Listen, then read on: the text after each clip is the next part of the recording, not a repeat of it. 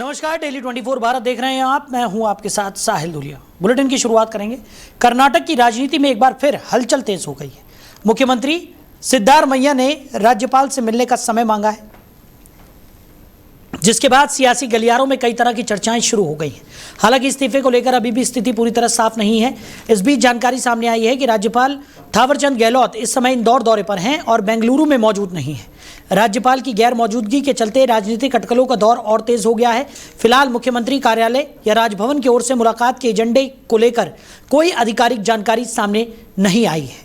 वहीं ईरान की संसद की एक अहम समिति ने अमेरिका को लेकर बड़ा बयान दिया है। समिति की ओर से कहा गया कि ईरान अमेरिकी राष्ट्रपति डोनाल्ड ट्रंप की धमकियों के आगे नहीं झुकेगा। समिति ने साफ कहा कि देश अपनी नीतियों और राष्ट्रीय हितों से कोई समझौता नहीं करेगा। बयान ऐसे समय में सामने आया जब पश्चिम एशिया में तनाव और अमेरिका ईरान संबंधों को लेकर अंतर्राष्ट्रीय स्तर पर लगातार चर्चाएं हो रही है। ईरानी नेताओं का कहना है कि बाहरी दबाव के बावजूद उनका देश अपने रणनीतिक और सुरक्षा हितों की रक्षा करता रहेगा। वहीं बिहार के बाढ़ जिले से एक दर्दनाक नाव हादसे की खबर सामने आई है। बाढ़ के प्रसिद्ध उमानाथ गंगा घाट पर सुबह दियारा क्षेत्र की ओर जा रही एक नाव अचानक गंगा नदी में डूब गई। बताया जा रहा है कि नाव पर कुल 14 लोग सवार थे। हादसे के बाद मौके पर अफरा तफरी मच गई और स्थानीय प्रशासन ने तुरंत राहत एवं बचाव कार्य शुरू कराया। अब तक 7 लोगों को सुरक्षित बाहर निकाल लिया गया है, जबकि 2 लोगों के शव बरामद किए जा चुके हैं। वहीं 5 अन्य लोगों की तलाश में रेस्क्यू ऑपरेशन लगातार जारी है। घटना के बाद प्रशासन और पुलिस की टीमें मौके पर मौजूद है और गोताखोरों की मदद से सर्च अभियान चलाया जा रहा है। वहीं तुषार शर्मा केस में हाईकोर्ट ने बड़ा फैसला सुनाया है। हाईकोर्ट ने गरिबाला सिंह को मिली अग्रिम जमानत के आदेश को रद्द कर दिया है। अदालत ने निचली अदालत की तरफ से दिए गए जमानत आदेश पर रोक लगाते हुए मामले में जांच और कानूनी प्रक्रिया जारी रखने के निर्देश दिए हैं। हाईकोर्ट के इस फैसले के बाद अब केस से जुड़ी परिस्थितियों और तथ्यों की दोबारा समीक्षा की जाएगी। मामले को लेकर जांच एजेंसियां आगे की कार्रवाई में जुटी हुई हैं। 7 इंजरीज जो मृतका तुषार शर्मा के शरीर पर पाई गई, वो 7 इंजरीज जो है वो एंटीमॉर्टम है और वो मृत्यु के पूर्व कारित की गई हैं। और पोस्टमार्टम रिपोर्ट में यह भी लिखा है कि मृत्यु के उपरांत शरीर को फंदे से उतारते समय ऐसी चोटें नहीं आ सकती हैं। तो ये जो अनएक्सप्लेन्ड इंजरीज हैं, ये स्पष्ट रूप से संकेत करती हैं कि किसी प्रकार का कोई अपराध घटित हुआ है। वैसे भी भारतीय न्याय संहिता की धारा 118 के अंतर्गत 7 वर्ष के भीतर अगर इस प्रकार की अननेचुरल डेथ किसी बच्ची की होती है तो कानून में अवधारणा निकाली जाती है कि डाउरी डेथ है। तो इसको भी संज्ञान में लेते हुए माननीय उच्च न्यायालय ने ये कहा है कि प्रथम दृष्टया ये अवधारणा भी जो आरोपी पक्ष है उनके विरुद्ध है।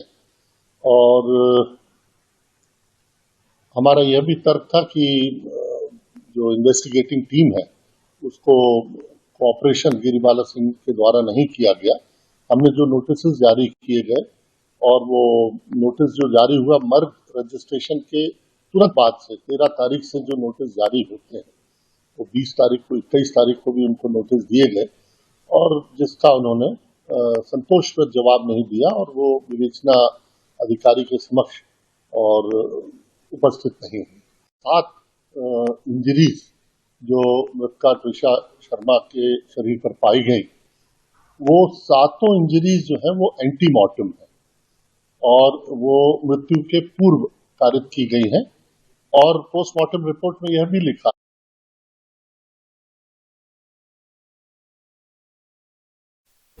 वहीं बंदर अब्बास पर कथित बमबारी के बाद पश्चिम एशिया में तनाव और बढ़ गया है। मीडिया रिपोर्ट्स के मुताबिक ईरान ने जवाबी कार्रवाई करते हुए अमेरिकी सैन्य ठिकानों को निशाना बनाया है। बताया जा रहा है कि हमले के बाद क्षेत्र में सुरक्षा व्यवस्था कड़ी कर दी गई है और हालातों पर लगातार नजर रखी जा रही है। हालांकि दोनों पक्षों की ओर से नुकसान को लेकर आधिकारिक और विस्तृत जानकारी अभी सामने नहीं आई है। इस घटनाक्रम के बाद अंतर्राष्ट्रीय समुदाय की चिंता बढ़ गई है और कई देशों ने क्षेत्र में संयम बरतने की अपील की है। वहीं होर्मुज क्षेत्र में हुए हमले के बाद वैश्विक बाजार में कच्चे तेल की कीमतों में तेजी देखने को मिली है। अंतर्राष्ट्रीय बाजार में क्रूड ऑयल के दाम करीब 2% तक बढ़ गए हैं। विशेषज्ञों का मानना है कि होर्मुज जल डमरू मध्य दुनिया के सबसे महत्वपूर्ण तेल आपूर्ति मार्गों में से एक है। ऐसे में इस क्षेत्र में बढ़ते तनाव और सुरक्षा चिंताओं का सीधा असर वैश्विक तेल बाजार पर पड़ रहा है। तेल कीमतों में इस उछाल का असर आने वाले दिनों में पेट्रोल डीजल की कीमतों और वैश्विक अर्थव्यवस्था पर भी पड़ सकता है। वहीं एडटेक कंपनी बायजूस के संस्थापक बायजू रविंद्रन को सिंगापुर की एक अदालत से बड़ा कानूनी झटका लगा है। अदालत ने मांगी गई जानकारी उपलब्ध न कराने के मामले में अवमानना का दोषी मानते हुए उन्हें 6 महीने की जेल की सजा सुना दी है। हालांकि रविंद्रन ने किसी भी तरह की गलत कार्रवाई से इनकार किया है। उन्होंने कहा कि यह फैसला केवल कानूनी प्रक्रिया से जुड़ा है और वो इसके खिलाफ अपील करेंगे। अदालत ने रविंद्रन को अधिकारियों के सामने आत्मसमर्पण करने, 90,000 सिंगापुर डॉलर कानूनी खर्च के तौर पर जमा करने और बियर इन्वेस्टको पीटीआई कंपनी में अपनी हिस्सेदारी से जुड़े दस्तावेज पेश करने के आदेश दिया है। यह मामला ऐसे समय में सामने आया जब कभी भारत में सबसे बड़े स्टार्टअप्स में शामिल बायजूस गंभीर वित्तीय संकट से गुजर रहा है। कोविड महामारी के बाद कंपनी निवेशकों के विवाद, कर्ज से जुड़े मुकदमों और कारोबारी चुनौतियों से जूझ रही है। ये मुकदमा कतर इन्वेस्टमेंट अथॉरिटी की सहयोगी कंपनी की ओर से दायर किया गया था। वहीं अमेरिका में भी बायजूस के खिलाफ 1.2 अरब डॉलर के टर्म लोन विवाद को लेकर मुकदमा चल रहा है। फैसले के बाद जारी बयान में रविंद्रन ने कहा कि निवेशकों और कर्जदाताओं के साथ समझौते की बातचीत अंतिम चरण में थी, लेकिन इस नए कानूनी कदम ने मामला और बढ़ा दिया है। वहीं ग्वालियर में आयोजित अखिल भारत हिंदू महासभा के कार्यक्रम में संगठन के राष्ट्रीय अध्यक्ष चक्रपाणी महाराज ने भारतीय मुद्रा को लेकर बड़ा बयान दिया है। हिंदू महासभा भवन दौलतगंज में आयोजित कार्यक्रम के दौरान चक्रपाणी महाराज ने कहा कि भारतीय नोटों में महात्मा गांधी की तस्वीर हटाकर गौ माता का चित्र लगाया जाना चाहिए। उन्होंने कहा कि अखिल भारत हिंदू महासभा इस मांग को लेकर 28 मई से देश भर में हस्ताक्षर अभियान शुरू करेगी। कार्यक्रम में उन्होंने स्वतंत्र वीर विनायक दामोदर सावरकर को भारत रत्न देने की मांग भी दोहराई। कार्यक्रम की अध्यक्षता कार्यकारी प्रदेश अध्यक्ष रामबाबू सेन ने की। वहीं मुख्य वक्ता और संगठन के राष्ट्रीय उपाध्यक्ष डॉक्टर जयवीर भारद्वाज ने धार बोधशाला मामले को हिंदुओं की सत्य की जीत बताया और लंदन से मां बगलामुखी सरस्वती की प्रतिमा वापस लाने की मांग उठाई। कार्यक्रम के दौरान डबरा की पार्षद संध्या शर्मा ने अखिल भारत हिंदू महासभा की सदस्यता ग्रहण की। संभागीय अध्यक्ष पवन गुप्ता ने उन्हें सदस्यता दिलाई। साथ ही संगठन के विभिन्न पदाधिकारियों को नियुक्ति पत्र भी सौंपे गए। इस दौरान बड़ी संख्या में संगठन से जुड़े कार्यकर्ता और पदाधिकारी मौजूद नजर आए हैं। चलिए आगे बढ़ते हैं, रुक करते हैं अगली बड़ी खबर का। तृणमूल कांग्रेस में अंदरूनी कलह अब खुलकर सामने आ गई है। टीएमसी सांसद काकोली घोष दस्तीदार ने अपनी ही पार्टी के वरिष्ठ सांसद कल्याण बनर्जी पर गंभीर आरोप लगा दिए। लोकसभा अध्यक्ष को लिखे पत्र में उन्होंने दुर्व्यवहार और महिला विरोधी रवैये की शिकायत की है। काकोली घोष दस्तीदार ने ओम बिरला को पत्र लिखकर कल्याण बनर्जी के खिलाफ औपचारिक शिकायत दर्ज कराने की अनुमति मांगी है। अपने पत्र में काकोली घोष ने आरोप लगाया कि कल्याण बनर्जी ने लोकसभा के अंदर कई बार उनका मौखिक अपमान किया। उन्होंने कहा कि ये व्यवहार सिर्फ उनके साथ ही नहीं बल्कि कई महिला सांसदों के साथ भी देखा गया है। टीएमसी सांसद ने कल्याण बनर्जी के रवैये को महिला विरोधी बताते हुए उनके खिलाफ सख्त कार्रवाई और सजा की मांग की है। इससे पहले काकोली घोष दस्तीदार पार्टी के जिला प्रभारी पद से भी इस्तीफा दे चुकी हैं। टीएमसी के अंदर बढ़ते विवाद ने पार्टी की अंदरूनी एकजुटता पर सवाल खड़े कर दिए हैं। अब इस मामले में पार्टी नेतृत्व और लोकसभा अध्यक्ष की प्रतिक्रिया पर नजर बनी हुई है। वहीं राजस्थान रॉयल्स ने शानदार बल्लेबाजी के दम पर सनराइजर्स हैदराबाद को एलिमिनेटर मुकाबले में 47 रन से हराकर क्वालीफायर 2 में जगह बना ली है। अब टीम का मुकाबला 29 मई को गुजरात टाइटंस से होगा, जबकि जीतने वाली टीम 31 मई को फाइनल में रॉयल चैलेंजर्स बेंगलुरु से भिड़ेंगी।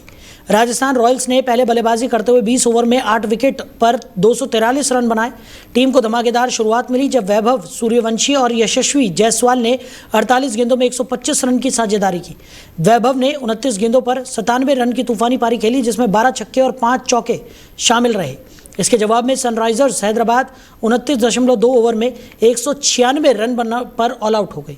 ट्रेविस हेड और ईशान किशन की साझेदारी के बावजूद टीम लगातार विकेट गिरने से दबाव में आ गई और लक्ष्य से दूर रह गई। गेंदबाजी में राजस्थान के जोफ्रा आर्चर ने 3 विकेट लेकर मैच का रुख बदल दिया, जबकि बाकी गेंदबाजों ने भी अहम मौकों पर विकेट निकालकर टीम को जीत दिलाई। वहीं जम्मू कश्मीर में सिद्रा समेत कई इलाकों में चल रही कथित तोड़फोड़ और बुलडोजर कार्रवाई को लेकर राजनीतिक विवाद तेज हो गया है। फारूक अब्दुल्ला ने इस कार्रवाई को लेकर पीपल्स डेमोक्रेटिक पार्टी यानी पीडीपी की आलोचना का समर्थन करते हुए इसे जनता के खिलाफ बताया, लेकिन साथ ही पीडीपी पर पलटवार करते हुए उसे प्रदेश में भारतीय जनता पार्टी यानी बीजेपी की राजनीति को बढ़ावा देने का आरोप भी लगाया। फारूक अब्दुल्ला ने कहा कि बुलडोजर मॉडल अब जम्मू कश्मीर में भी दिख रहा है, जिसकी तुलना उन्होंने उत्तर प्रदेश के मुख्यमंत्री योगी आदित्यनाथ से की। हालांकि उन्होंने ये भी दावा किया कि मौजूदा सरकार का प्रशासन पर सीधा नियंत्रण नहीं है, इसलिए वो इन कार्रवाइयों की जिम्मेदारी से लगभग अलग है। तो सिद्रा में हुई कथित तोड़फोड़ को उन्होंने जनता पर हमला बताया और कहा कि सीमावर्ती इलाकों के लोगों के साथ अन्याय हो रहा है, जबकि प्रशासन का कहना है कि जांच जारी है और कार्रवाई के कारणों की समीक्षा की जा रही है। वहीं राजधानी दिल्ली के दक्षिणी इलाके अमर कॉलोनी में मामूली कहासुनी के बाद 17 साल के एक लड़के को गोली मार दिए जाने की घटना ने सनसनी फैला दी है। पुलिस के मुताबिक घटना एक खाने की दुकान पर हुई, जहां पीड़ित एक लड़की के साथ बैठा हुआ था। इस दौरान कुछ युवक वहां से गुजरे और कथित तौर पर उनमें से एक की टक्कर लड़के की कुर्सी से हो गई। पीड़ित की तरफ से ऐतराज जताने पर दोनों पक्षों में कहासुनी हुई और युवक वहां से चले गए, लेकिन करीब 4 से 5 मिनट बाद वही युवक वापस लौटे और उनमें से एक ने लड़के पर गोली चला दी। गोली लगते ही इलाके में अफरा तफरी मच गई और आरोपी मौके से फरार हो गए। घटना की सूचना शाम करीब 7:54 पर पीसीआर कॉल के जरिए अमर कॉलोनी थाने को मिली। पुलिस टीम मौके पर पहुंची, लेकिन घायल लड़के को पहले ही मूलचंद अस्पताल ले जाया जा चुका था। बाद में उसकी हालत गंभीर देखते हुए एम्स ट्रॉमा सेंटर रेफर किया गया, जहां उसका इलाज जारी है। पुलिस के अनुसार उसकी हालत गंभीर है, लेकिन स्थिर बनी हुई है। घटना में कोई अन्य व्यक्ति घायल नहीं हुआ। दिल्ली पुलिस की क्राइम टीम और वरिष्ठ अधिकारियों ने मौके का निरीक्षण किया है। आरोपियों की पहचान के लिए सीसीटीवी फुटेज खंगाले जा रहे हैं और तकनीकी सर्विलांस की मदद ली जा रही है। मामले की गंभीरता को देखते हुए जांच अब दिल्ली पुलिस की क्राइम ब्रांच को सौंप दी गई है। वहीं नोएडा में गर्मी के मौसम को देखते हुए खाद्य सुरक्षा विभाग अलर्ट मोड पर नजर आ रहा है। जनपद में आइसक्रीम और फ्रोजन डिजर्ट्स की गुणवत्ता जांचने के लिए विशेष अभियान चलाया जा रहा है। इस क्रम में खाद्य सुरक्षा विभाग की टीम ने 2 प्रतिष्ठानों से सैंपल लेकर जांच के लिए प्रयोगशाला भेजे हैं। विभाग की टीम ने डेयरी फन यूनिट से फ्रोजन डिजर्ट्स का नमूना लिया, जबकि सेक्टर 104 स्थित BSR फूड एंड बेवरेजेस से आइसक्रीम का सैंपल संग्रहित किया गया। अधिकारियों के मुताबिक दोनों नमूनों की लैब में जांच कराई जाएगी, ताकि खाद्य पदार्थों की गुणवत्ता और सुरक्षा सुनिश्चित की जा सके। इसके साथ ही जनपद में हलाल प्रमाण युक्त खाद्य पदार्थों को लेकर भी चेकिंग अभियान चलाया गया। खाद्य सुरक्षा विभाग की टीम ने कई स्टोर्स और प्रतिष्ठानों का निरीक्षण किया, लेकिन किसी भी दुकान पर हलाल प्रमाणन युक्त खाद्य पदार्थ नहीं मिले। विभाग के अधिकारियों का कहना है कि लोगों को सुरक्षित और मानक गुणवत्ता वाले खाद्य पदार्थ उपलब्ध कराने के लिए यह अभियान आगे भी लगातार जारी रहेगा। वहीं मुजफ्फरनगर से एक बड़ी खबर निकलकर सामने आई है, जहां यूपी एटीएस ने कथित स्लीपर सेल नेटवर्क के खिलाफ बड़ी कार्रवाई की है। जानकारी के मुताबिक पाकिस्तान से जुड़े बताए जा रहे गैंगस्टर शहजाद भट्टी के नेटवर्क से जुड़े 4 संदिग्ध स्लीपर सेल को गिरफ्तार किया गया है। गिरफ्तार आरोपियों में एक आरोपी गगनदीप भी शामिल है, जो मुजफ्फरनगर के रामराज क्षेत्र का रहने वाला बताया जा रहा है। सूत्रों के अनुसार गगनदीप करीब 2 साल पहले हिमाचल प्रदेश से एक लड़की को लेकर फरार हुआ था। बताया जा रहा है कि उसके पिता हरजीत ट्रक चलाने का काम करते थे। यूपी एटीएस फिलहाल गिरफ्तार आरोपियों से पूछताछ कर रही है और उनके नेटवर्क संपर्कों तथा गतिविधियों की जांच की जा रही है। सुरक्षा एजेंसियां इस पूरे मामले को गंभीरता से लेकर आगे की कार्रवाई में जुटी हैं। फिलहाल अधिकारियों की ओर से विस्तृत जानकारी साझा नहीं की गई है, लेकिन एटीएस की इस कार्रवाई के बाद इलाके में हड़कंप मच गया है।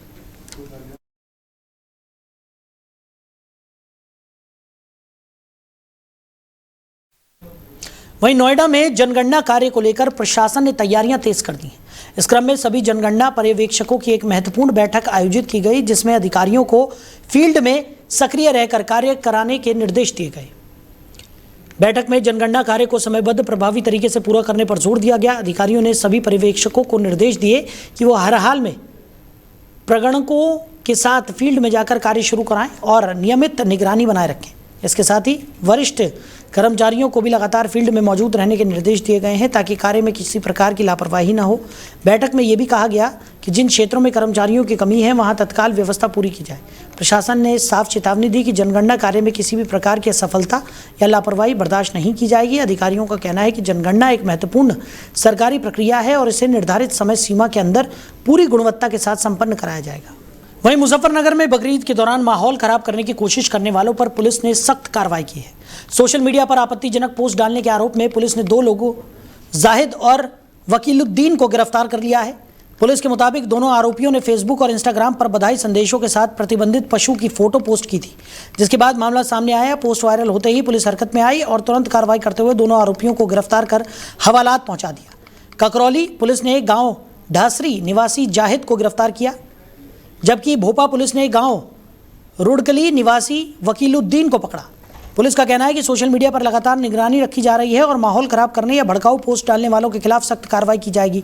इस पूरे मामले पर जानकारी देते हुए सीओ भोपा देवव्रत वाजपेयी ने बताया कि बकरीद के दौरान शांति व्यवस्था बनाए रखने के लिए पुलिस पूरी तरह सतर्क है और किसी भी तरह की अफवाह या भड़काऊ गतिविधि को बर्दाश्त नहीं किया जाएगा।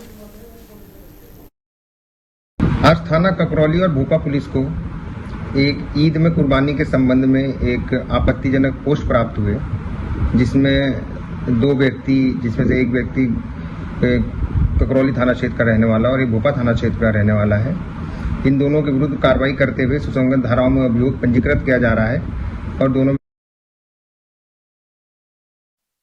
वहीं दिल्ली एनसीआर में मौसम एक बार फिर करवट लेने जा रहा है। मौसम विभाग ने राजधानी और आसपास के इलाकों में बारिश, तेज आंधी और गरज चमक को लेकर येलो अलर्ट जारी कर दिया है। आईएमडी के मुताबिक अगले 24 घंटों के दौरान दिल्ली, नोएडा, गाजियाबाद, गुरुग्राम और फरीदाबाद समेत कई इलाकों में तेज हवाओं के साथ हल्की से मध्यम बारिश हो सकती है। मौसम विभाग का कहना है कि पश्चिमी विक्षोभ और प्री मानसून गतिविधियों की वजह से मौसम में ये बदलाव देखने को मिलेगा।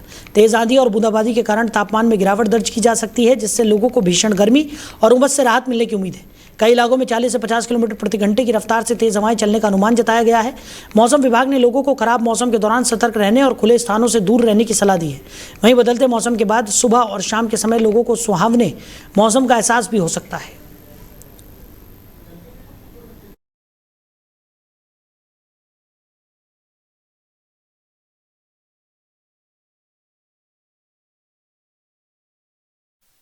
तो फिलहाल इस बुलेटिन में मेरे साथ इतना ही। आप बने रहिए और देखते रहिए डेली 24 भारत। नमस्कार।